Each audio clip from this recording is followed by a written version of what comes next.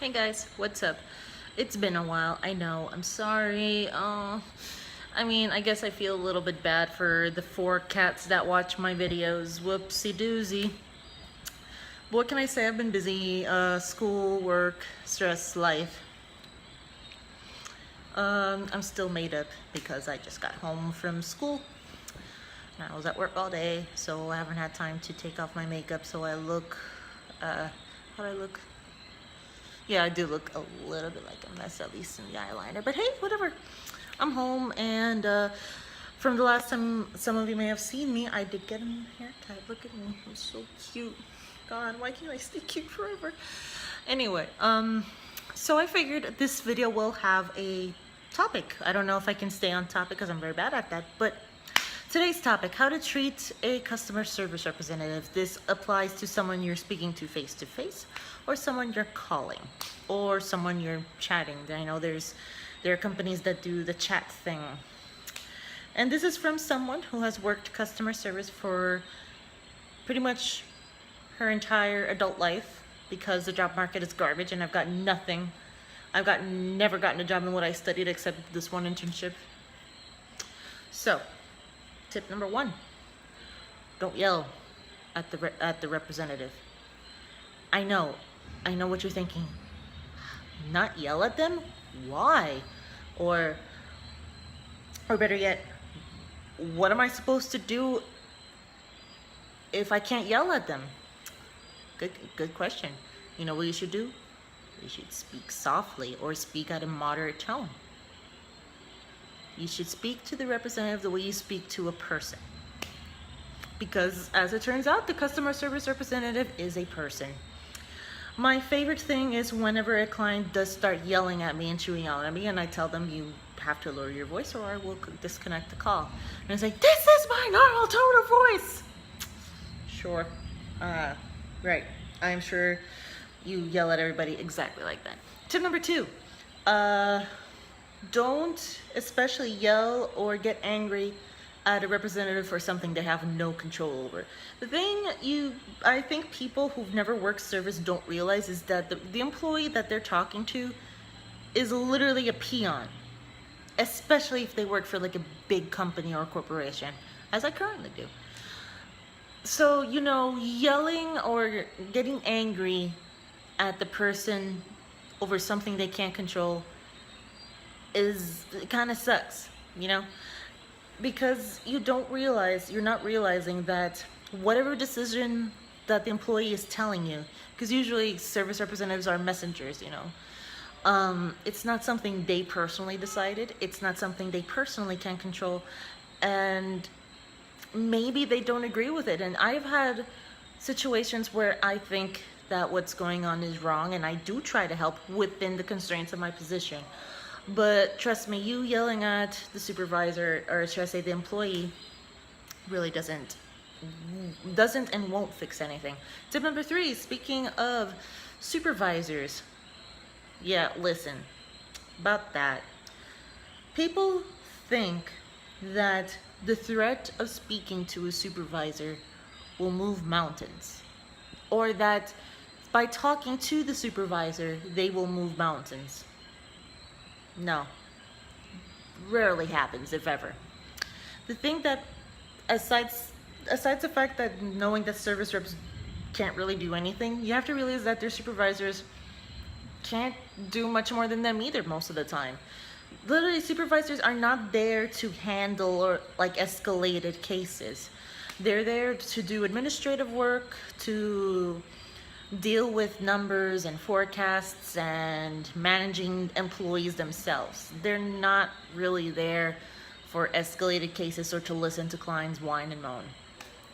And even though they might have they will obviously have maybe more connections with perhaps the managers or supervisors in areas that do process claims, for example, but they're not the ones who, like, our supervisors can't really affect those decisions. We can't magically say, oh, well, golly gee, customer, you're completely correct and right. How incorrect of us. We will fix whatever the fuck we did. It doesn't work that way. caveats, of course, if the employee has been a general asshat to you, as in has yelled at you, sweared at you, been, generally mean and a bad person to you, sure, ask for a supervisor and complain too. You have every right to if the representative has not treated you adequately. But don't complain or yell about something they can't control, and definitely don't ask for a supervisor. Like, it's a headache for everybody, and trust me, supervisors do not want to take your calls.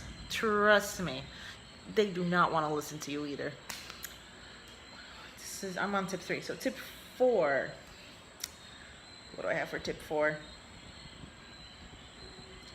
If your complaint is with the employee, be it over the treatment they really have given you. I had once a client that asked to speak to a supervisor because of the service I gave them. And it's easy to say, oh, I disagree with that. Of course I do, because I'm the employee affected.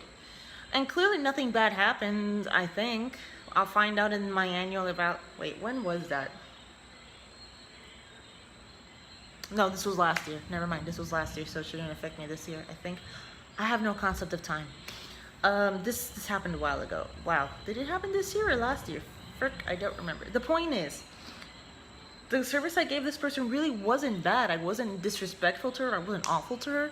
I was following instructions, in fact. So, like, it felt pretty awful that when she said, oh, I want to speak to a supervisor at the end of the call, I'm like, okay, what will be the motive? For the service you gave me. It's like, bitch, go fuck yourself, man. It's like, it's bad enough that we are constrained by so many laws and work because of the industry I work in. For you to, like, fucking bitch that I just was following instructions. I don't know. Tip number 4. That was tip number 4. Tip number 5. This is a specific tip. It has to do with my second call today at work. Each company will have their own protocol for security questions. Whoever determines that, I don't fucking know. It really depends on the industry. But please do not yell at me for the security questions I'm asking, either for the type or the amount of security questions. Please. Like, do you think I care? Especially when I've seen you've called before and now you're yelling at me about it? Why? Why are you doing that? Like, the dude this morning was like, oh, I can't believe you're asking me so many security questions. I'm just calling to pay. I'm not calling for anything else. And blah, blah, blah. And I said, oh, well, I'm very sorry for this inconvenience. And he's like, of course it's an inconvenience. You don't need to know so much information. You have all that over there. Blah, blah, blah, blah, blah. Like, he extended the call by like 3 minutes for no reason. And then, I keep calling the call, I process his payment, and then when I apologize again, he starts going off again, and by then I say, all right, well, sir, you know what? You have different options for your payments. You can use the online website or the mobile application. You can go to a branch. You can mail the payment in. You can even program a direct debit and you never have to call us again. You don't have to call me if it's so inconvenient. Is there anything else I can help you with? Because Jesus Christ, this dude in his 50s, and he's acting like a fucking piss baby over just security questions. You know what? We're not asking for. Maybe in my industry we do ask a lot of questions. Fine, I guess I'm sorry, but not really, because it's my job. And if it's so inconvenient, don't call. Don't call. If it's in the morning and the first thing you're doing is yelling at a service rep that you're uncomfortable over service questions, oh, goody God, geez, because you're uncomfortable.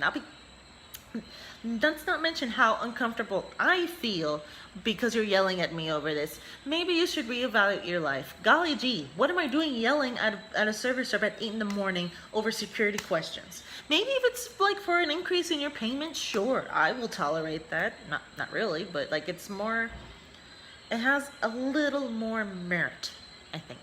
A little more. Tip number 6. Tip number 6.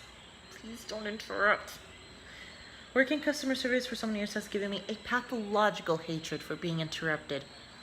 If your intention is to talk over me and not let me talk, then don't call me.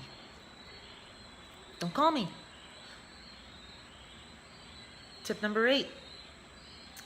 Just because I'm not telling you what you want to hear. Does that mean I am giving you wrong information? Nor does that mean I'm giving you bad service. Two different things. Did I say tip 8? Tip 8, I guess. Tip 9, I lost track of what number I'm on. Tip 9. I had it just at the tip of my tongue. Give me a minute.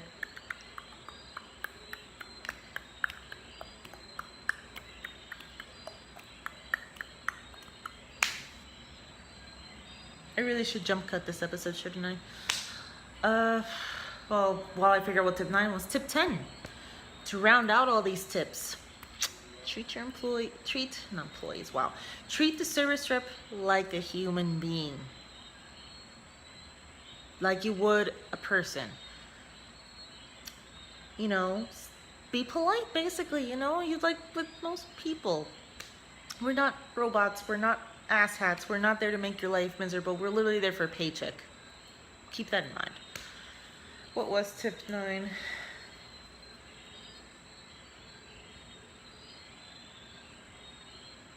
Oh yeah, tip 9. If you're going to call and make my life a living fucking hell in 10 minutes, 10, 20, or 30 minutes, then please don't call. I had a call the other day where the client yelled at me, was rude at me, swore at me, was sarcastic with me, blamed me personally for whatever the fuck was going on. And it was just like, needless to say, I had to go to the bathroom and cry before lunch. Fun. So those are your tips for how to deal with customers, with a customer service representative. I hope this was helpful to you. So take care, guys. Good night.